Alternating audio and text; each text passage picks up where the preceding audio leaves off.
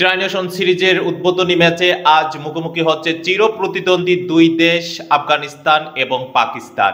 2022 সালের এশিয়া কাপে আফগানিস্তান এবং পাকিস্তানের মধ্যকার ম্যাচের উত্তেজনা গড়ায় শেষ পর্যন্ত গ্যালারিতে। সেখানে গ্যালারিতে প্রচুর ভাঙচুর করে আফগান সমর্থকরা একে অপরের বিপক্ষে সমর্থকদের মধ্যে ধাওয়া পাল্টা ধাওয়ার ঘটনার মতো সিচুয়েশনও তৈরি হয়েছিল।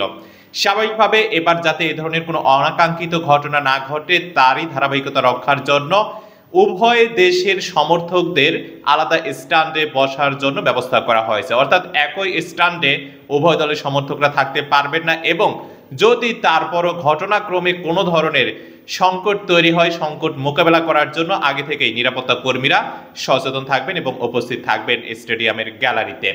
সো ফাইনালি এখন পর্যন্ত এই দুটি দল টি-20-তে টোটাল 7বার মুখোমুখি হয়েছে।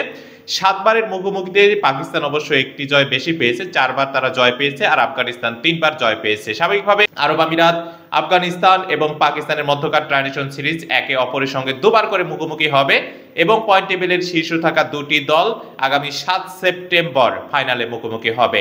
ট্রাইনেশন সিরিজের সর্বশেষ আপডেট মিস করতে না চাইলে অবশ্যই আপনারা চ্যানেলটি সাবস্ক্রাইব করে রাখতে ভুলবেন না।